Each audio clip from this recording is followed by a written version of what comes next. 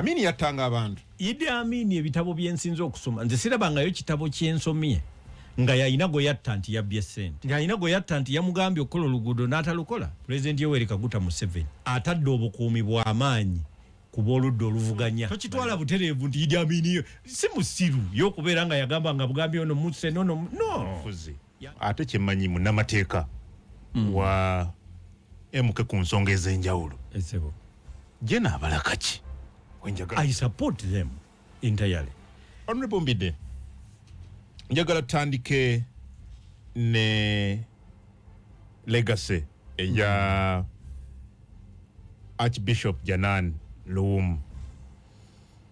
Yayina values ze yakkiririzaamu ng'omuntu era ekigambibwa nti ezimu ku values zino ze zaamuviirako kubeera ng'attibwa. To begin with, kiki oyogera ku mugenzi kati gwe tugenda okubeera nga tukuza oba tujaguza olunaku olw'enkya? Ekisookera ddala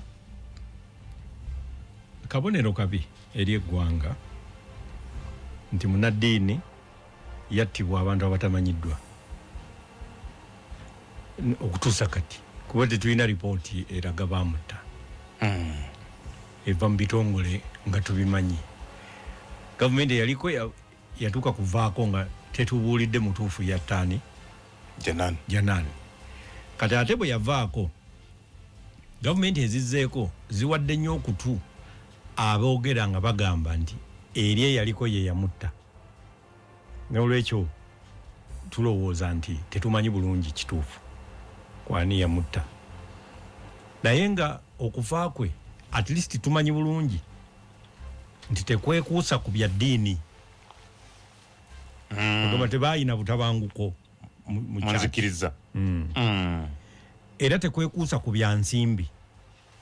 Omanyi fe bannamateeka omuntu bw'afa ng'attiddwa naye nga twagala kunoonyereza kyetusookerako ekyaddala ddala mu kunoonyereza kwennyini okusookera ddala ze bayita pointers wawe tutunudde.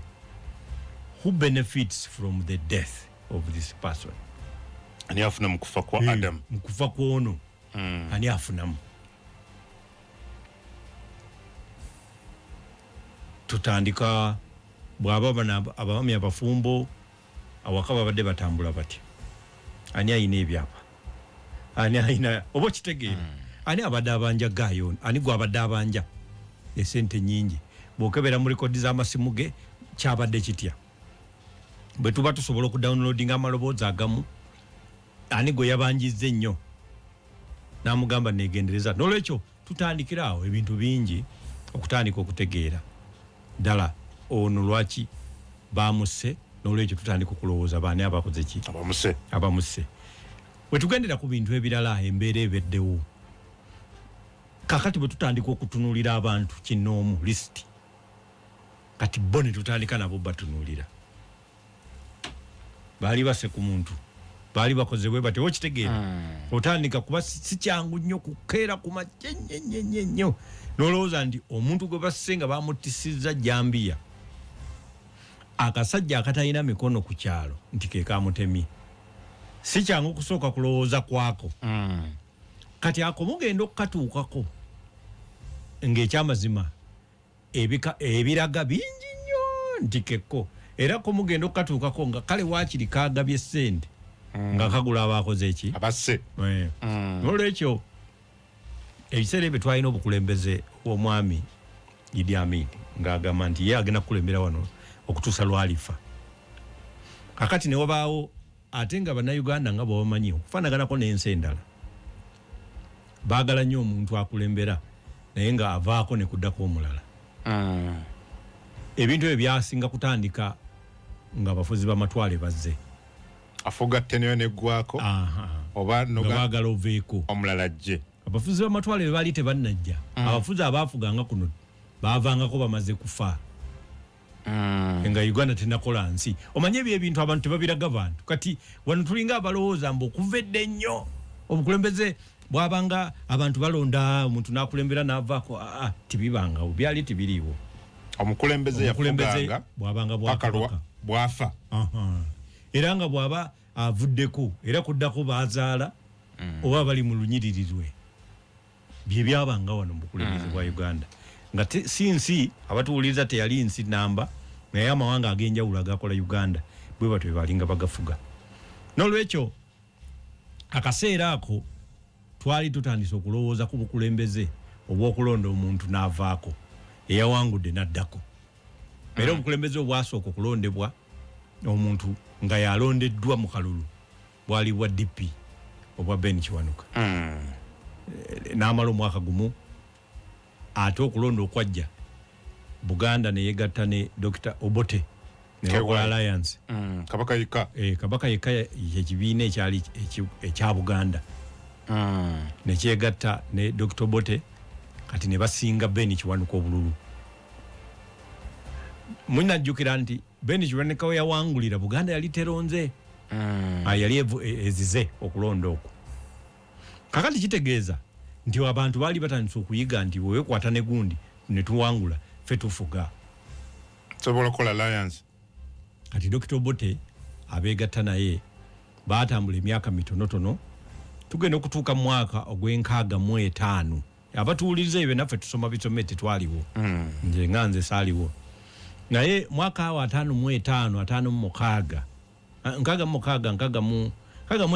mu mukaagira ddala awo mpola awo akaseera ako abatuwuliriza amekomanda yaliwo yali Shaban Opoloto ng'amyukibwa Idi Amin nga beba amekomanda aba Dr. Obote nga Obote executive minister actually executive minister naye nga president yali Muteesa naye nga talina buyinza ng'ali awo ceremonial ebit yayina obumala obutonotono naye abatuuliza beetaaga nnyo bategeere kubanga mwe bajja ne babagamba bannabyabufuzi ne babagamba bugambi Amini n'alumba olubiri Obote n'alumba olubiri si bwe byali waaliwo obukuubagano obwajjawo wakati w'abakulembeze ababiri nga bwe babagamba nti ennume ewakula ennume tewakula ki tewakulemu Dr. Obote yafunamu akakuubagano ne President Muteesa tutwogera kati ku kabaka omanyi abantu babigatta oyogera ku kabaka obanga ayogedde ku bwakabaka naye katwogera ku bakulembeze abaaliwo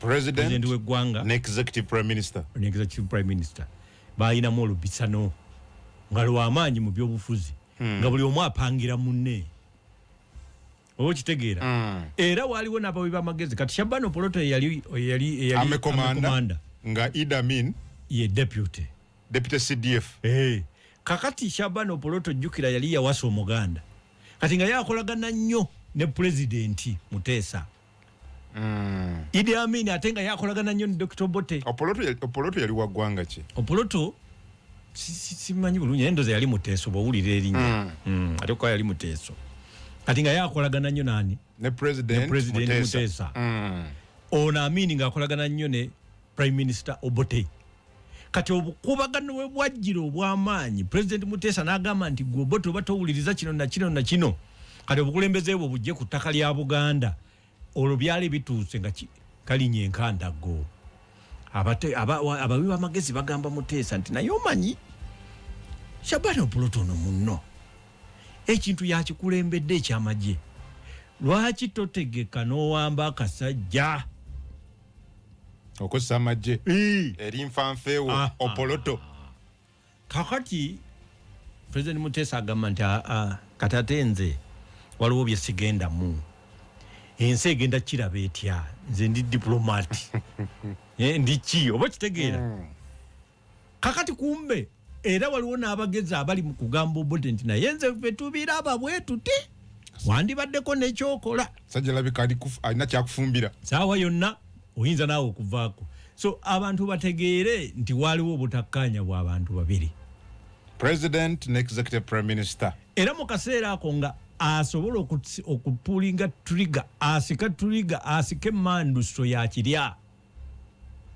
President Muteesa n'agaana international community jamulaba bubi ono era agamba lya Amin deputy nti ono Shaban Opoloto okumujjako katono nnyo ku mundu kubanga ekintu ekikulu ekisinga mu bukulembeze bw'amagye ani ali ku mundu ezo ono ne bamufuulanga gwe bapromotinze Command of Defense Forces. President adduse binayisa ajja mu parliament agamba waliwo ekizibu. Gwanga terina mukulembeze. Yavudde mu gwanga taina gwagambye binayisa then yali ogambye Attorney General saba wolereza wa government. Saba wolereza. Sawe no ye kiriwa kiwanuka. Eyakolanga kiriwa kiwanuka webiseera ebyo. Annyonnyola mu mateeka kitegeeza tulina okufuna obukulembeze mu ggwanga. Kati twasuze tuwandiika ssemateeka era ababaka bannange mwenna buli muntu agenda akebere mu kabokisi ke bayita pigeon hole. Twataddemu kopi mugijjemu. Kati ovulanga bagiyita pigeon hole constitution. Twasuze tuwandiika ssemateeka. Twasuze ng'ebizibu bizze tetulina kyakukola. Ssemateeka bagiwandiikira mu kiro kimu. Kiro kimu. So n'olwekyo naye nga lwaki ye Muteesa bamugoba naye yali apulaninze kubanga waliwo ekintu ekyamazima mu nkwalagana yaffe ne King Leopold yali owa Congo ebiseera ebyo. Abantu bano mu kugendayo bino ebikisangani wano kisangani tusibyakakati byokka byabeerawo dda naye nga kigambibwa nti abakulembeze ab'enjawulo beenyigira mu kubba golodi era okunoonyereza ne kutandika okukwata abantu. Kati Obote agenda okulaba balinga abagenda omutuukako nti ddala yeegatta mu kunoonyereza. Idi Amin ye bagamba nti yetta n'omuntu oba kitegeera mu biseera ebyo mu Congo. Kakati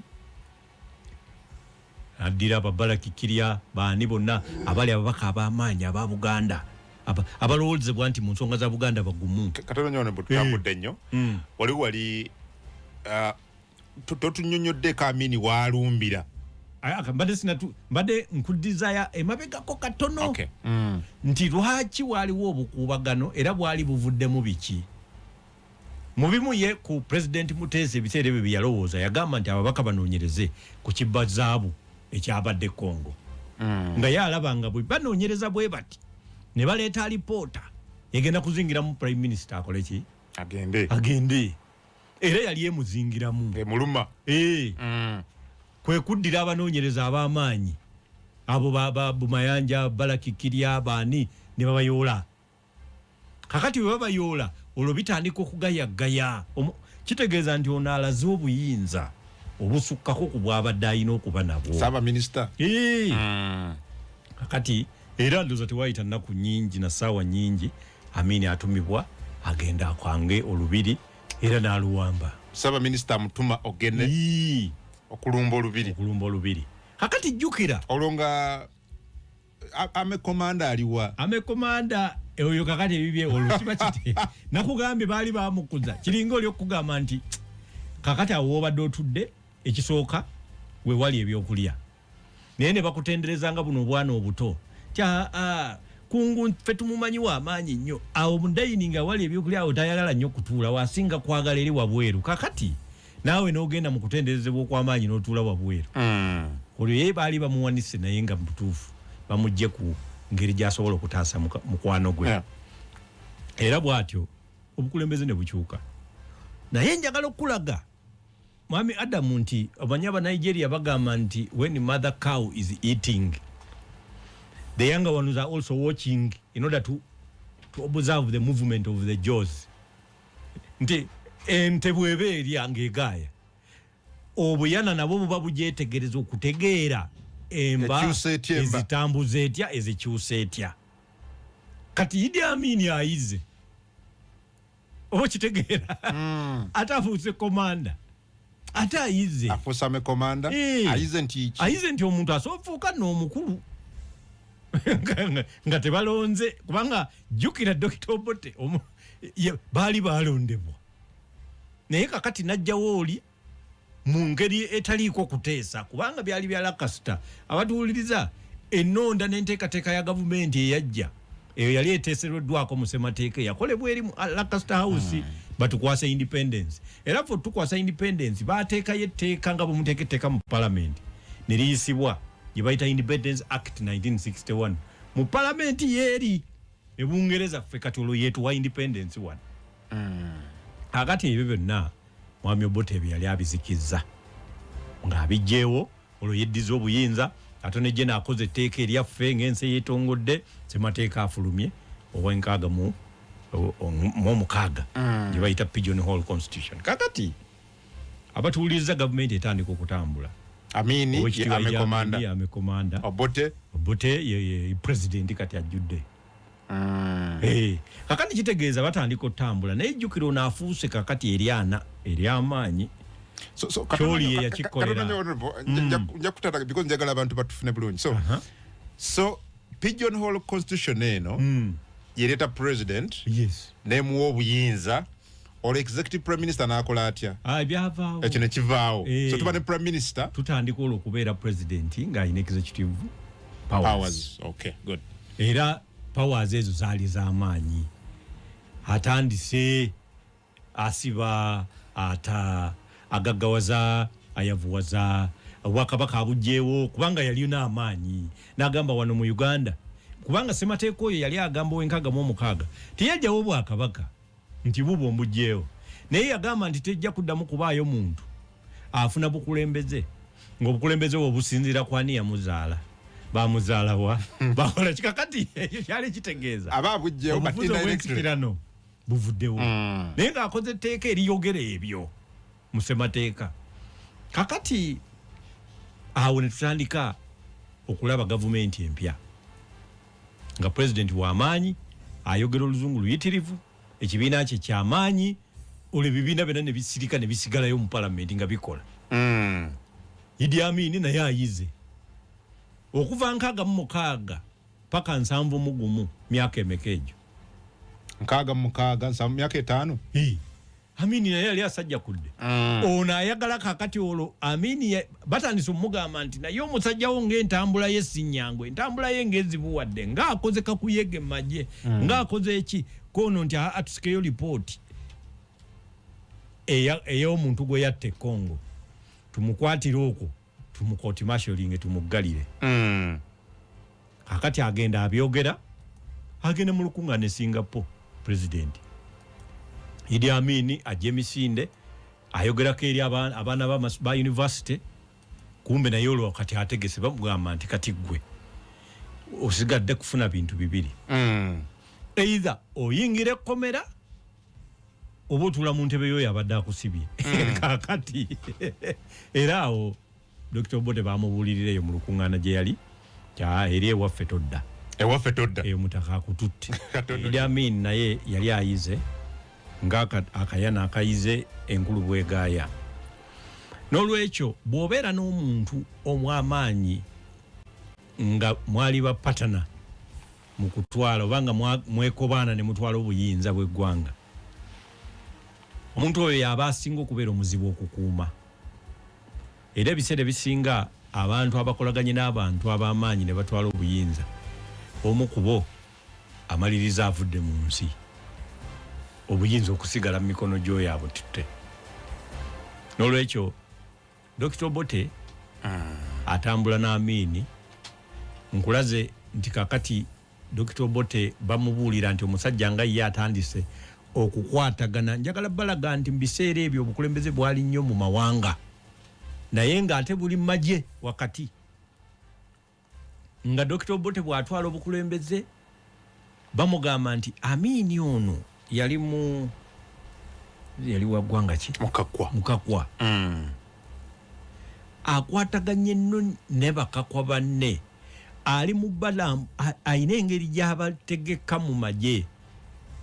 Kubanga jjukira amagye ge tusinga okwogerako abatuwulira, aga amagye okusinga tegaatendekebwa bano ba Bote ne President Muteesa.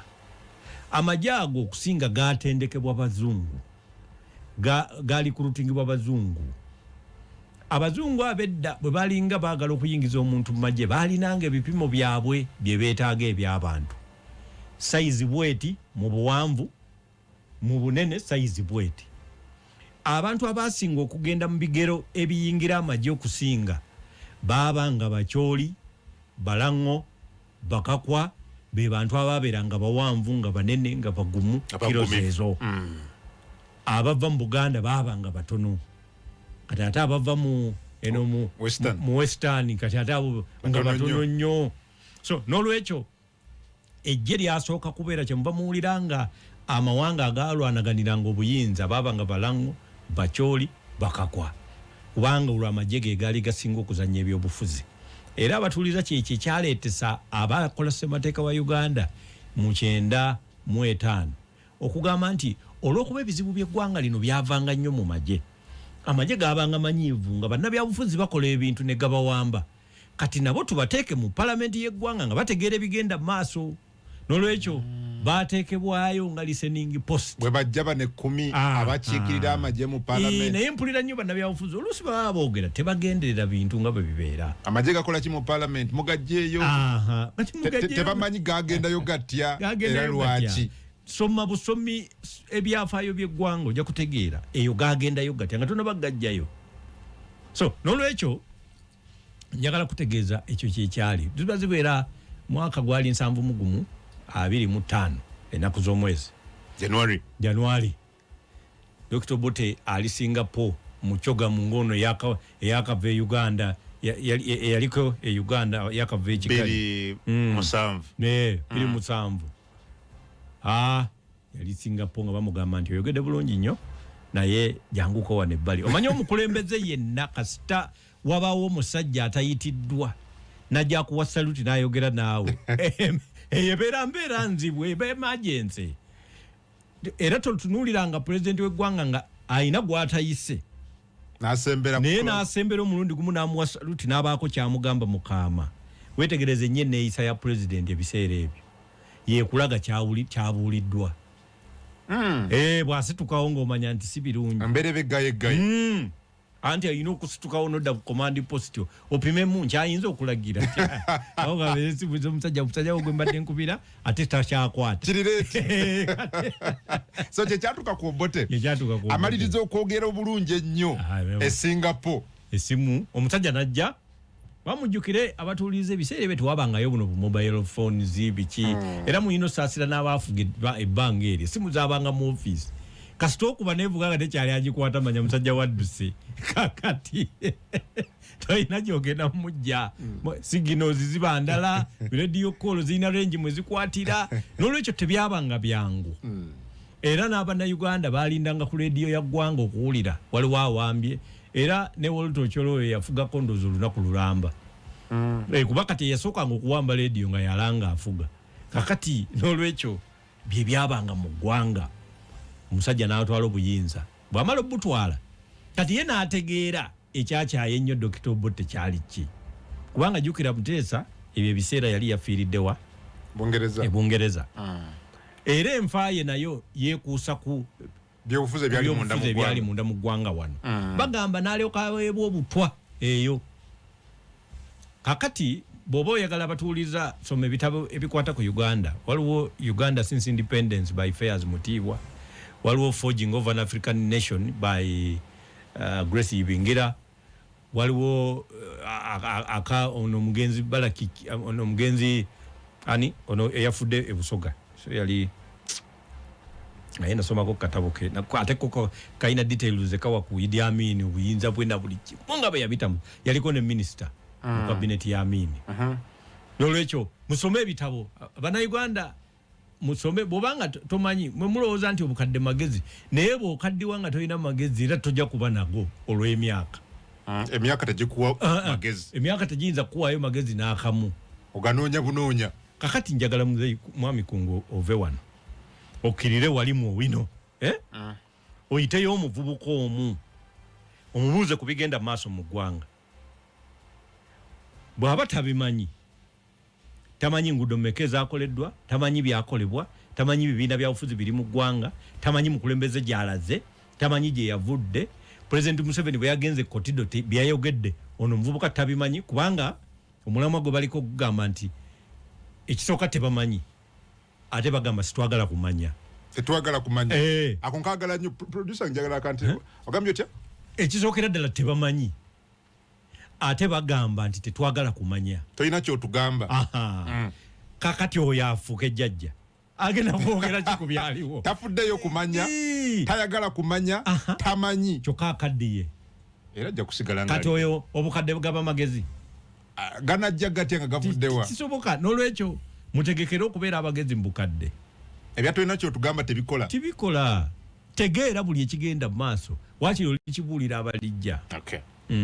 So n'olwekyo Mwami Amini n'awamba naye n'amanya kyobo tebamukyawa nnyo kasita twawamba olubiri kati ye Amini teyali manyifu ebyo ebiseera era tewali yakulembeza nti ye yakola operation nga wano bw'ojja okubeera mu ggwanga tulina abantu abafudde, tulina ekkooti ziwambiddwa, tulina kiki, naye akulembedde operation teri amwogerako. Boogera kwani? Ku President Museveni. Kulembeze. Kati Amini ye bw'alaba amaze okutwala ekintu n'akola enteekateeka ezikomyawo enjole eyamuteesa. Eyali azikiddwa e Bungereza. Naye gwomanyawo ekitiibwa n'obwagazi bwe yafuna mu Baganda. Bamuwadde erinnya njukira wamwayo buno n'amanyaawo amaganda. Ag'Ekiganda. Amini n'abeera muganzi nnyo. Era awo abagezaako okwagala omulumbalumba awo 74 President Museveni kataba muttira embalala eyo yali azze. Embalala? Yali ayitidde eyo. Manyi naye abanyambala nga tebagamba kati abantu balowooza nti ye President Museveni genius nnyo nti era olwakola olutalo n'awangula. Naye yagezesa ebintu bingi. Naye yasookako okulowooza nti nsobola okuyitira mu ba tribe yange. Omusaya ne mulya. Ne muvundika. Yatubeera mulyamu enkwe. Baali bamumaze kakati. Nadduka naddayo era mu operation ezajja ezasinga ezaali eza UNLF ate yasinga okulema yali ye abantu abadde battibwa kubanga eggwanga lino lyatuuka ekiseera nga zibeera ssaawa 10 ez'ekawungeezi bw'oba tonnava mu kibuga emikisa gy'okuddeka giba mitono nnyo nga kibba bantu kikwata bantu dduka kati gavumenti yali ebavudde mu ngalo abakulembeze b'ebiseera ebyo n'olwekyo abantu ababonaabona okusinga bali wano muki mu Buganda. N'olwekyo kyali kyangu okutegeka olutalo ng'okozesa bo okwenunula n'ebirala ebyakolebwa. So njagala okulaga abantu baffe abatuwuliriza nti akaseera bannaddiini baayogeranga ebintu bingi ku ggwanga erina okubeera nga ttereevu bwe lirina okuba. Bannaddiini kubanga be baasigala nga be batya Katonda bokka, abalala nga Katonda tebakyamutya naye ng'okusinga batya bakulembeze.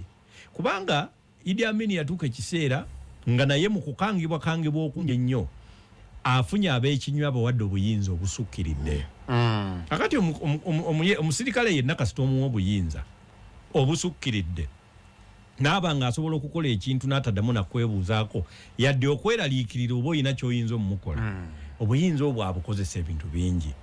Abasinga baatandikanga n'okuwamba abakyala b'abantu. Nga jabuzi neegomba mukyala we n'agamba oyo wekaye oyo bamuntere mu motoka. Bw'olemu okwebaza osobola osigala awo ng'ofudde oba gwe bayinza n'okukutwala. Kati ate nga bwe bakutwala kyanguwa ggwe okubaako kye bakukola olw'ensonga lipooti efuluma ebeeremu ky'obadde weegasse ku Mbiide abali mu nsiko.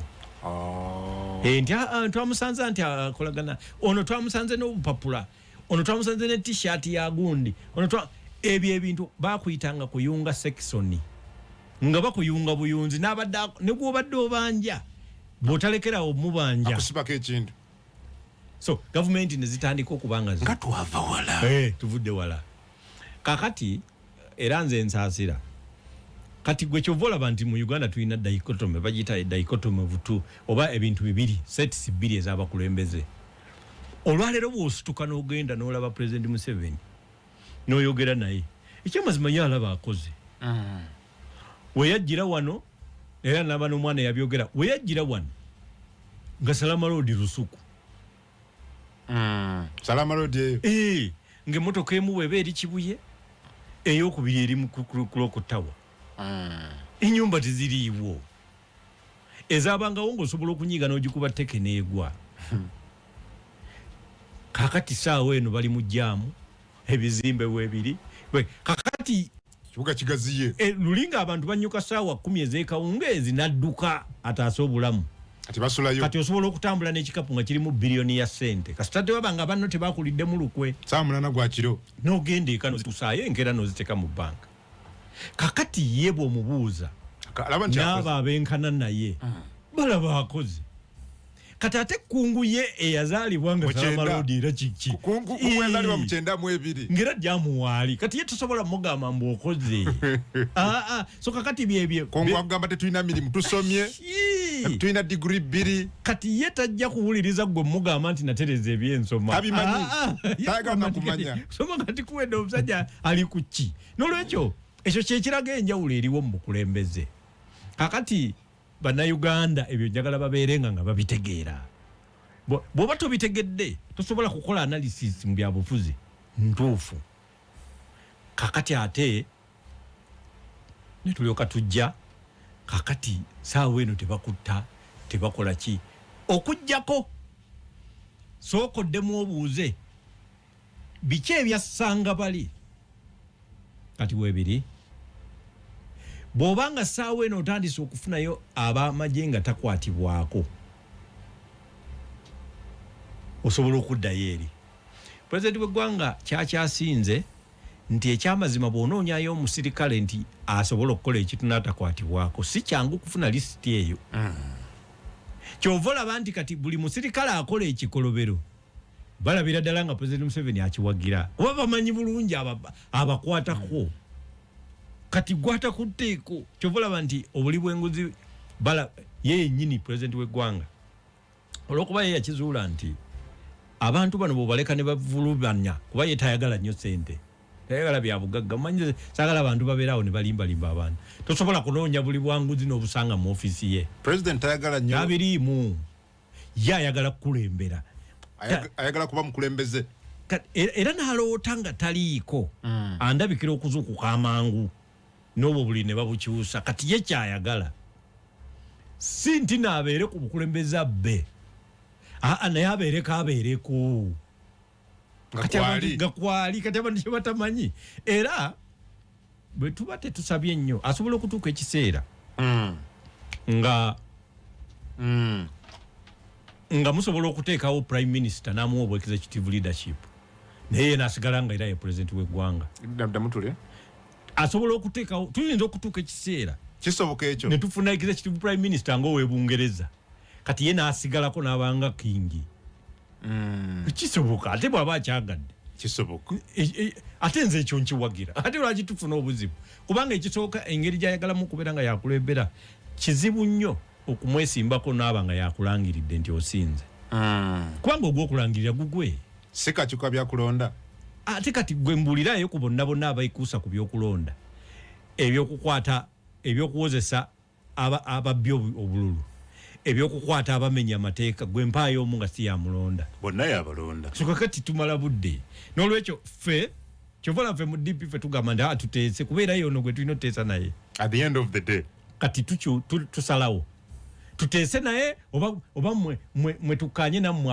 abalowooza nti wadde nga tetuteesezza naye ajja bibakolera tuliddawo tuddeewali so obadde nti bannaddiini ebiseera ebyo omwali ne Janan Luwum nga be bavaayo okwogera ku bikyamu yes muyina kitegeera nti bannaddiini bayina obuyinza ekisooka boogera butereevu ne Katonda ffe ate kati fe abakatuliki ffe bannaddiini batusonyiwa n'ebibi bye tuzizza Katonda kugamba olaba nti yabawa obuyinza bungiko naye ate kye muyina era okutegeera nti olw'okuba institution y'eddiini eyo y'amaanyi ate era esobola okuyisa ebintu bingi abamanyi wano mugenzi Kadino Nsubuga bamanyi bulungi nti yakola kinene mu lutalo lwa Museveni nga mwe mulina okusuubula emmundu n'okuziyisa n'okuzitambuza ne bazimuwa so n'olwekyo Janan Luwum yayogeranga Amini nga yafuga Amini yafuga ate akugambye obutembuli bwonna nga bugenda mu maaso akugamba obutemu nga bungi gundi nga gavumenti ng'ekulemye Amini agamba ono agambye Idi Amini nti gavumenti ekoze eki gavumenti eganye kati ate gavumenti bwesigalawo katono nnyo honorable Idi Amini ali ku radio 4 radio 7 gwe twogerako yono I want you to see that everybody must be checked his poll tax for a 13 tunyezaawo 3 radio 4 ensonsoze oyo must be shortcut. Akati njagala okutegeeza gavumenti bwebanga omukulembeze akugambye nti nze ndi life president oba nja kukulembera eggwanga lino paka lwendifa gwayagala abeere nga si yakulembera okola ku nsonga ki gy'otereeza si yakufaakwe nawe olina kuteekateeka kufaakwe asobole okuvaako amangu. N'olwekyo buli muntu ayagala Idi Amin aveeko yamutunuuliranga ng'ayagala omutta. Ye glass mwe yamulabira. Bw'ogamba nti president kino kikyamu yakulabanga gwanoonya okumutta. Idi Amin ebitabo bye nsinze okusoma nze sirabangayo kitabo kyensomye nga yalina gwe yatta nti yabbye ssente. Yalina gwe yatta nti yamugambye okukola oluguudo n'atalukola. Amin yattanga abantu. Mu byogerwa ebiwandiikiddwa kubanga ekyamazima situlina reports z'amaanyi zisonga kukutta nga ye yennyini yasse. Naye njagala kukulaga omanyi kasita omukulembeze alwawo wabaawo abafuna mu kubeerawo kwe. Abantu abo gwe engeri gye bakutunuulira ng'ovuganya mukulembeze waabwe obanga abaagaziza okufa nabo basobola okukola ebintu eby'enjawulo byamanyiiko ne byatakola ki ebyatamanyiiko. Ekyo kimu. Ekyokubiri abaagala aveeko nabo bayina bye bayinza okukola ebimukyayisa abantu. Abantu bamukyayire ddala. Kakati ebyo ebintu bya mirundi ebiri gwolowooza lwaki pulezidenti wa Uganda pulezidenti Yoweri Kaguta Museveni atadde obukuumi bw'amaanyi ku b'oludda oluvuganya baleme kubaako obulabe bubatuusibwako. Waliwo ekigendererwawo. Anti akimanyi nti eriyo singa Bobi Wine God forbid pakyakulabirako singa ssaawa eno mwami Kyagulanyi akubibwa amasasi n'afa nga taweereddwa motoka etayita mu masasi nga taweereddwa motoka etayita gyalimu gavumenti yamuwa. Nze njagala ffe tubeere bantu abateebereza. Tuyinza okuba abakyamu oba baki oba abatuufu. Naye nze mmanyi bulungi nti singa muganda waffe oyo Kyagulanyi akubibwa olwaleero amasasi okwekalakaasa kwonna n'ebigambibwa gavumenti yebeekoze eki yeba ekikoze. Kakati ani asinga okwagala okukuuma omuntu oyo aleme gavumenti ye yali etaaza abeere nga mulamu ereke kuteekebwako nti yeyamusse. Yes, kuba okubeerawo kwe tekugijjaako. Kati abantu bonna ab'oludda oluvuganya kabeere nze mbamanyi buli eyali yeesimbye kuba president n'aba ng'abuzeko ng'abaddewo namba 2 yakuumibwa. Dr. Besigye. Lumu Dr. Besigye yayitariko ne bannamawulire n'abagamba I'm being trailed. Bantrailinga bamperekera. Kakati ekyo ekintu kakati bwano mbulirayo leader opposition omuyekka atabeera na bukuumi. Mpuuga abadde nabwo Ssenyonyi naye abulina Mpuuga kasita yavaako bw'ati ne bamuwa. So n'olwekyo ekyo ekintu kiteekebwawo gavumenti kuba yeemanyi gwe okubeerawo okwo terina tabbu. Naye okukukuba nze nina bannabyabufuzi bendabaawo ne mmanya nti ono takyayinza kwekalakaasa. Waliwo ebiseera nga Lord Mayor oyo singa yeekalakaasizza yali asobola okutuusibwako obulabe gavumenti n'erugwamu. Olowooza lwaki Ssaabasajja bamukuuma? Olowooza lwaki Katikkiro alina obukuumi? So waliwo ebintu nga gavumenti zino kati ez'abayivu zimanyi bwe babikola. So muyina okumanya nti eriyo opportunistic elements abatuwuliriza siriimu tatta naye ye akujjako buno obuziyiza akawuka okulumba akalwadde konna konna akalala okulumba bwe bayita obutafaali ye bw'aluma kati n'ekisenyiga kijja buzi n'ekikola ki akikosa omukisa ogwo. Abantu bangi abaafa bino bi covid naye nga ekyabatta baali balina ebirwadde ebirala. So waliwo opportunistic elements ne mu byobufuzi ezisobola okujja ne zitta gundi kubanga bajja kuvumaganya gavumenti ne mu kiseera ekyo era nazo zaaliwo. So tokitwala butereevu nti Idi Amin si musiru y'okubeera nga yagamba nga bugambi ono musse no yalisigazzaani naye wabeerangawo opportunistic elements abaagala aveeko ne wabeerawo abamulya mu ngalo nga kakati bo bafuuse. Nze bwe nali nakagenda mu parliament eya East Africa kino is personal experience. Speaker waffe eyalondebwa mu kiseera ekyo mukyala Margaret Ziwa yali kaada wa NRM. ekyamazima omwaka gwe nasooka okumala nagumala mbonyaabonyezebwa nga ali ku ludda oluvuganya mu parliament nga speaker yaku naye nga ye takikola nti tanjagala naye bano bakipinga oba kitegeera mu East Africa naye wali toyinza munenya kubanga ye yava mu cadreship ye ayagala nnyo gavumenti ya Museveni yali ajagala nnyo okusinga ekintu ekirala kyonna kakati tosobola munenya naye jjukira bagenda bamuteekako okwagala omugoba ate bonna ababe baali bamugoba nze kate yali amutaasa wanze nkola bituufu bye nali ngendeddeko nfuba nnyo okulaba ekintu ekituufu nze kyenjagala okukola kakati opportunistic elements nazo zaabangawo bano abali omupresident mu ngalo nabo baabangawo Idi Amin teriyo muntu nkyayagala mulabe asobola okuvaayo n'akuvunaana nti yali tamanyi kulembera tewali wayinza muwayiriza nti yalina ebitabo bingi yasoma nti oba digurizi zino weeziri tewali yinza muwayiriza naye ogenda okulaba ng'enguudo ezikoleddwa bayongera kuzize kino barakisi kubanga ye munnamagye ataagasoma kusomera ddala kw'amaanyi naye ogenda okulaba nga kale barakisi ze yazimba bano nga bazisiize langi n'olwekyo mu bukulembeze nze simuyinaako bibuuzo toyina bibuuzo ku bukulembeze bwa Idi Amin ate waliwo n'ebiwandiiko ebiraga nti n'abayindi be yagoba ssente baazibasasula naye ate twakola etteeka wano ezibaddiza ate ebintu bye yagula n'olwekyo ebyo twagala babitunuulire mu Bank of Uganda bw'abanga ddala yateekayo ssente zena babasasula omanyi nze banaye kungu njagala amazima nga bwe ngategeera si nga bwe ganyuma nze saagala I don't want to be remembered as a popular man no njagala kujjukirwa ng'eyafuba okwogera bye mmanyi ye Janan Luwum oyo naye bw'ate bwe yali kakati Janan Luwum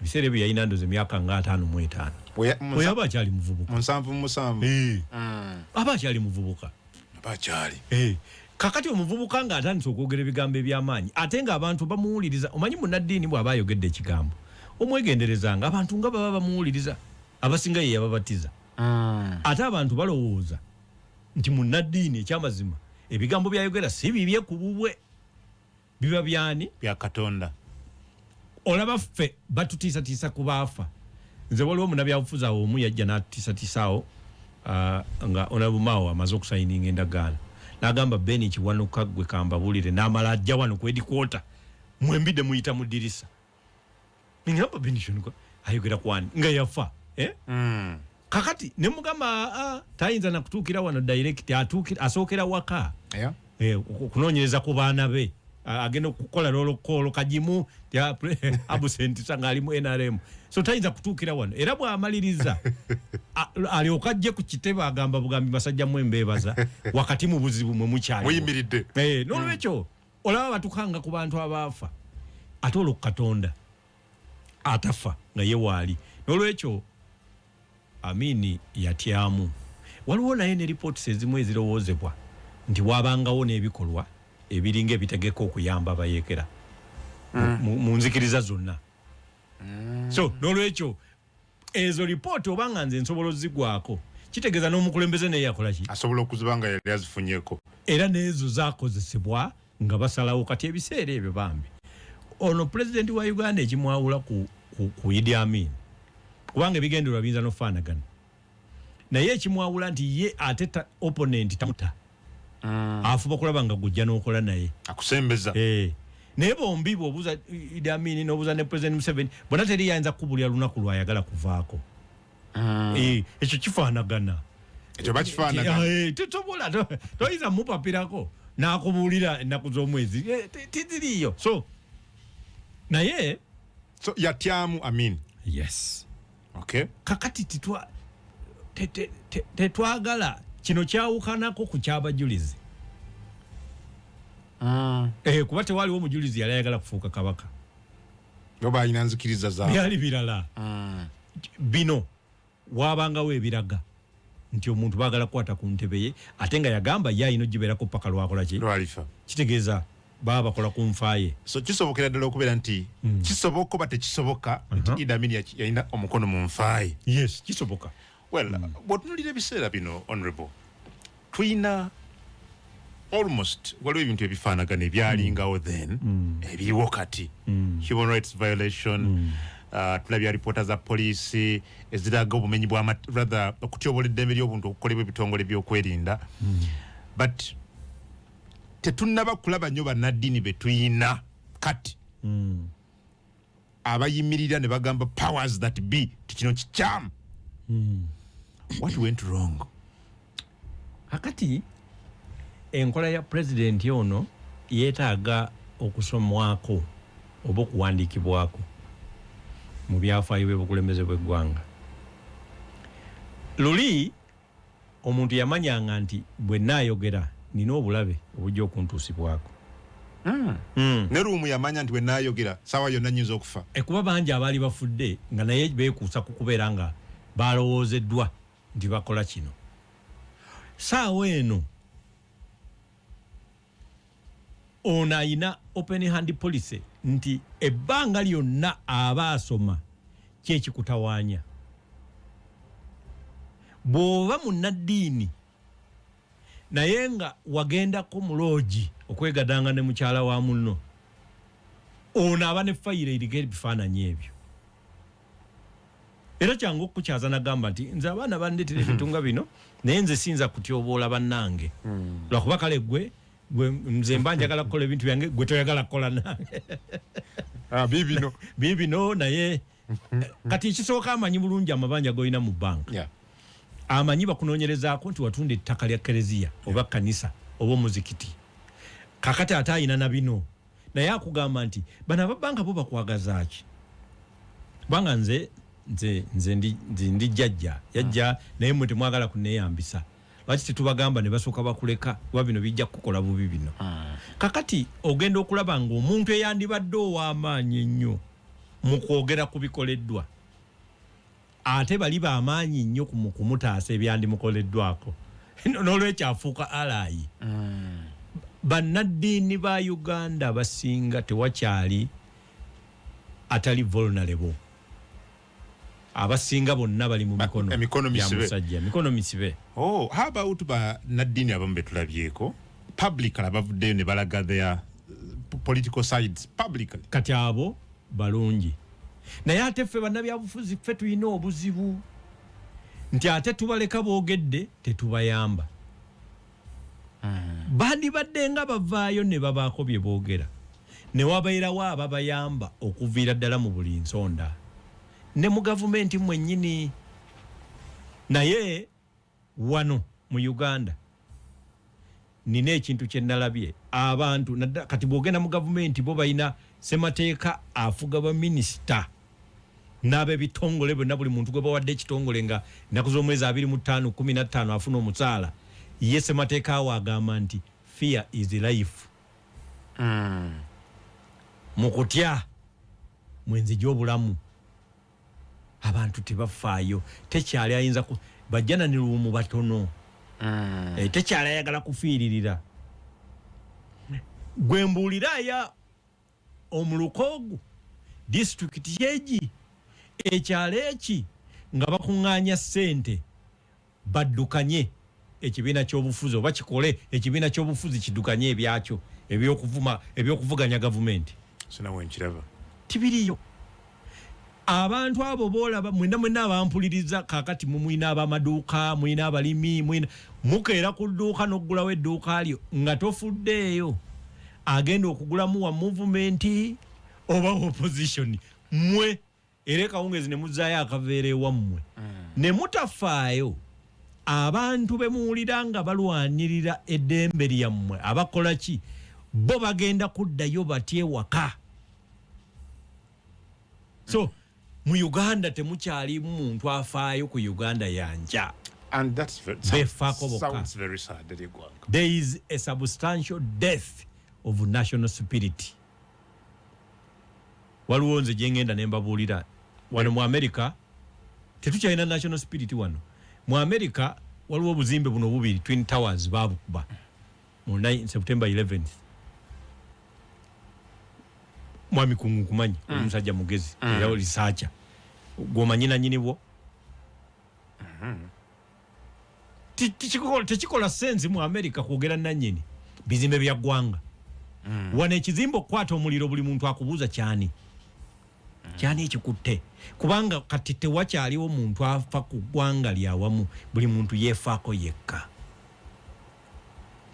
kati national spirit yafa twatuuka tutyawo ekimu ku byaleeta ebyo bwe twakola gye bayita system eya individual merit okuva mu 86 paka omwaka 2005 those are 19 years nga teri muntu afa ku institution buli muntu endowooza ye yeekola so we groomed dictatorships dictator kitegeeza omuntu ng'ebintu birina kukolebwa ku kyolowooza toba na palamenti toba na kibe naye bw'ozuukuka bw'oba waloose nti nno abayindi bave mu ggwanga ekawungeezi balina okubuulirwa nti mulina emyezi emeka 3 kubanga waloose ate mukulu yaloose kyagamba tekiddibwa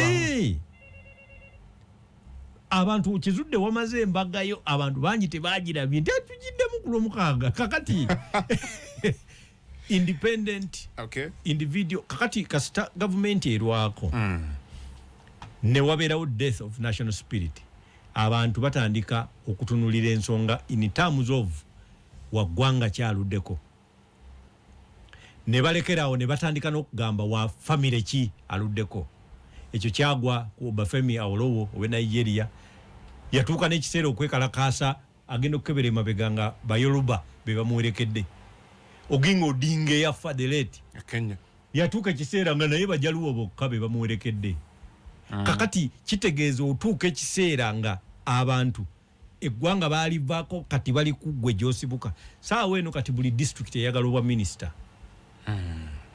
kakati kitegeeza abantu balowooza nti tulina kwetuukira buli district eyagala obwa minisita buli gombola lyagala district so kakati bassentebe omulimu omukulu w'abeekyalo gwe bakola kuteeka sitampu ku muntu atunda ettaka balitunda n'emirundi 5 kubanga gwe wandibadde weesiga ssentebe wa kyalo naye ogenda omulaba ng'endagaano ziri nyanze ndiroya mpoza amataka ogerwanga endagaano nnya zonna buli emu yateekako there is a substantial death of national spirit kuzirosobola tomalirize oliage nti first of all tewalabika nga MK rebrandinga ekyokubiri mu line 2 nga munnabyabufuzi ate kyemmanyi munnamateeka wa MK ku nsonga ez'enjawulo esebo je naabalaka ki wenjagala tuve ku mpewo naye kakati gwe nnyonnyola ennyukuta esooka patriotic kitegeeza ki kwagala gwanga league kitegeeza ki abantu abakuŋŋaanidde ewamu ekamala ddale obusamusooti ekamala ddale bantu bakuŋŋaanidde wamu abakolagana naye baagala kusomesa bakunyikiza patriotism abamu balowooza nti kitegeeza kuwagira buwagizi kibiina naye a patriot must be able to save his country even from his own government. So you must be able to save your country even from your own government. Eggwanga lyoyinza nodijirako government yo bwebanga tesobola. And that's the definition of General MK. No, nkulaga nti patriotism bino byembadde njogera bennyini bateekwa okuba bibagenda okusomesa eggwanga. We now need a new phase of life. Abantu abatajjaako TV nga Mbidde ayogera byatayagala bw'aba yakulembera. Eby'abantu abalina okutegeera ensobi z'enkoze bo ne bazitereeza. Seri abataagala kumanya ng'ate tebamanyi. That is anarchist. N'aboogera bye batamanyi. That is kidology.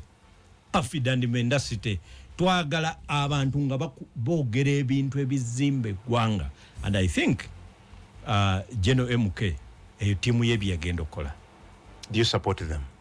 I support them entirely.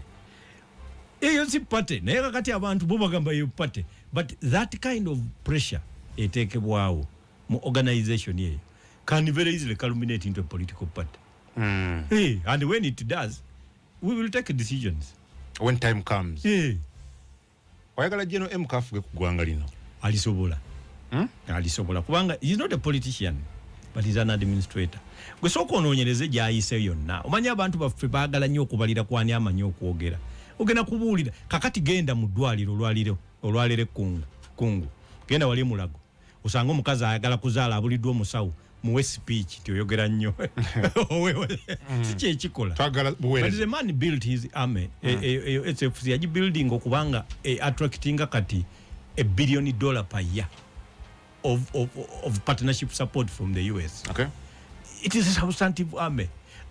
Buli waayise gwe genda onoonyereze waayitidde lwakuba nti abantu bafuula okuba tebanoonyereza tebamanyi kati bamupimira ku yayogedde speech olwo ne yaŋŋamba mbu teyayogedde speech y'amaanyi nnyo kati speech kuki mu Uganda we don't need speeches twagala kati results governance ogambye asobola eggwanga lino alisobola katu kome wano tuddemu nga tuzzeemu